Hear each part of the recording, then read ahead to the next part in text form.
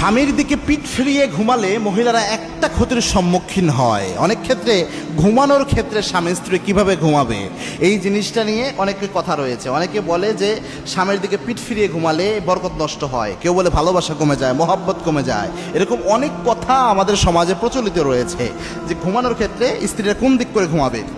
এই ক্ষেত্রে হাদিসের একটা জিনিস আপনি নিয়ে আসতে পারেন।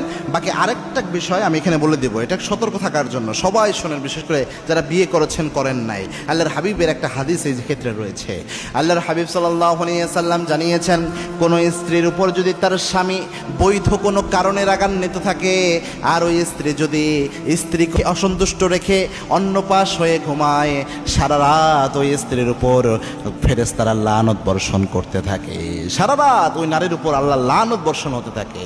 তো এখানে শর্ত কি দিয়েছে হাদিসে, যে অসন্তুষ্ট যদি হয় স্বামী। এখন পিঠ ফিরিয়ে ঘুমানোর যদি অবস্থা এমন হয় যে কোনো স্ত্রী এবং স্বামীর ঝগড়া হয়েছে বা স্বামীর স্ত্রীর উপর মনোমালিন্য হয়েছে, মন রাগ করেছে স্ত্রীর উপর, এই ক্ষেত্রে স্বামীর মনকে সন্তুষ্ট না করে, স্বামীকে মন ভালো না করে সে আরও এই জেদটা নিয়ে, এই জেদি স্বভাব মেয়েদের জন্য সবচেয়ে ক্ষতিকর, এই জেদ নিয়ে সে পিঠ ফিরিয়ে ঘুমালো, এটার জন্য সারা রাত তার উপর ফেরেশতারা গজব লানত নাজিল করে। এটা মারাত্মক একটা বিষয়।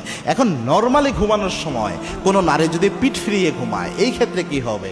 এই ক্ষেত্রে কোনো সমস্যা নাই। নর্মালি ঘুমানোর সময় আপনার হাজব্যান্ড এক পাশে ঘুমিয়েছে, আপনি আরেক পাশে ঘুমালেন, ঘুমের মধ্যে এমনটা হলো, নর্মালি তো এর ব্যতিক্রমই হয়, কিন্তু তাও যদি এমনটা হয় তো সেক্ষেত্রে কোনো সমস্যা হবে না ইনশাআল্লাহ। আল্লাহ রাব্বুল আলামিন এটার জন্য কিছুই করবে না। আর যে সমাজে যে কথাগুলো রয়েছে এগুলো কুসংস্কার, পারলে এগুলো যদি বিশ্বাস করেন যে পিঠ ফিরিয়ে ঘুমালে অমঙ্গল হবে, সংসারের বরকত নষ্ট হবে, ভালোবাসা কমে যাবে, এটা বিশ্বাস করলে, ভালোবাসার মালিক একমাত্র আল্লাহ, ভালোবাসা দেওয়ার মালিক, মহব্বত বৃদ্ধির মালিক আল্লাহ, আপনি পিঠ ফিরিয়ে ঘুমানোকে বিশ্বাস করলেন মানে আমল নামায় শিরকের গুনাহ হবে, আত্মীয়ারত শিরক।